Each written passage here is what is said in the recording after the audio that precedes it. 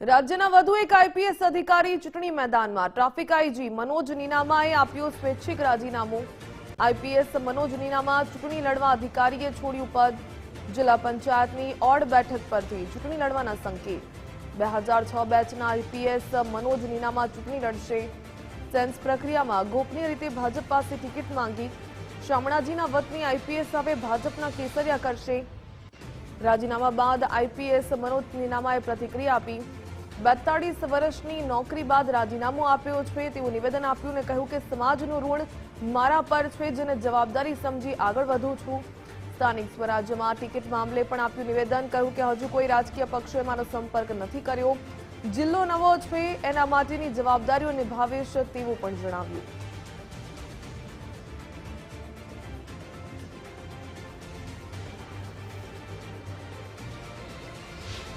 Police વિભાગની અંદર ફરજ બજાવતા આઈપીએસ અધિકારી જે મનોજભાઈ નીનામા છે તેમને ગઈકાલે રાજીનામું આપી અને તેઓ રાજીનામું આપ્યું છે। આપણી સાથે આઈપીએસ અધિકારી મનોજભાઈ નીનામા છે, આપણે તેમની સાથે વાત કરીશું।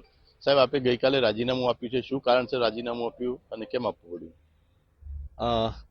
રાજ્ય સરકારમાંથી ગઈકાલે મારું રાજીનામું મંજૂર કરવામાં આવ્યું છે અને અત્યાર સુધીમાં મેં રાજ્ય સરકાર સાથે જુદી જુદી કેડરમાં 42 વર્ષ જેટલો સમયગાળો વિતાવ્યો છે અને તમામ કેડરમાં કામગીરી સારી રહી। સરકાર સાથે સહકાર અને સુમેળભર્યા વાતાવરણમાં મેં કામ કર્યું અને મારી રજૂઆતને ધ્યાને રાખીને સરકારશ્રીએ મારું રાજીનામું મંજૂર કર્યું। પણ સૌપ્રથમ સરકારશ્રીનો આભાર માનું છું અને આગળ તો હવે હું આ અરવલ્લી જિલ્લામાંથી આવું છું, જાતે પણ ટ્રાઇબલ છું અને ટ્રાઇબલ અધિકારી તરીકે અમારી જે જવાબદારીઓ હતી અમે પૂરી કરી છે, પરંતુ સામાજિક અને શૈક્ષણિક રીતે અમારા સમાજને જે મદદ કરવાની છે એ હજી અમારે ઘણી બધી લાંબી મંજિલ કાપવાની છે।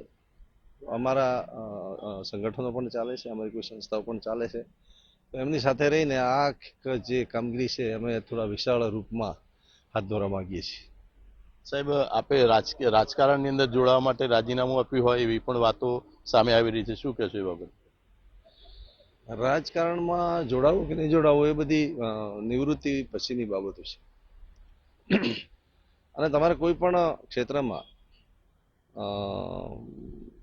આગળ વધવું હોય અથવા કોઈ પણ ક્ષેત્રમાં સફળતા મેળવવી હોય તો ક્યાંક ને ક્યાંક કોઈક ને કોઈક જાતના પ્લેટફોર્મની તમને જરૂર પડે અને એ જો રાજકીય પક્ષ દ્વારા અથવા રાજકીય રીતે એ પ્લેટફોર્મ અમે સારી રીતે જો મળતું હશે અને અમારા વિચારો અને અમારા સિદ્ધાંતો જે કંઈ છે એ કોઈ પણ પક્ષ સાથે મળતા હશે અથવા અમારી સાથે સાનુકૂળ હશે તો ભવિષ્યમાં આના વિશે પણ વિચારી શકીએ।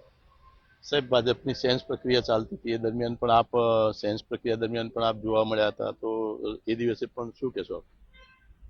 અરવલ્લી મારું વતન છે અને મોડાસા આપણું હેડક્વાર્ટર છે, તો જે સેન્સ પ્રક્રિયા ચાલતી હતી એ સમય દરમિયાન અમારા મત વિસ્તારના જે કંઈ ઉમેદવારો છે એમાં એક મારા કઝિન બ્રધર પણ છે, એ પણ ઉમેદવારી માટે મોડાસા જવાના હતા અને એમના સાથે એની પણ સાથેના એના કાર્યકરો, એના તાલુકા પંચાયતના મેમ્બરો એ તમામ સાથે હતા અને સંજોગો વસાત એ વખતે હું પણ વતનમાં હતો તો હું પણ એમને ત્યાં મોડાસા મળેલો, પણ બીજેપી કાર્યાલય સુધી જવામાં કે અંદર સેન્સ પ્રક્રિયામાં ભાગ લેવામાં કોઈ પ્રશ્ન ઉપસ્થિત થતો નથી, કેમ કે આપણી સર્વિસ ગઈકાલે પૂર્ણ થઈ છે, એટલે એની પહેલાં તો અમે કોઈ એવી પ્રવૃત્તિમાં ભાગ લઈ શકતા નથી। તેથી આ વાતમાં એ વાત સાચી છે કે અમે એ દિવસે ત્યાં હાજર હતા, પણ પાર્ટીના સેન્સમાં કે એવી કોઈ કામગીરીમાં આપણે ભાગ લીધો નથી।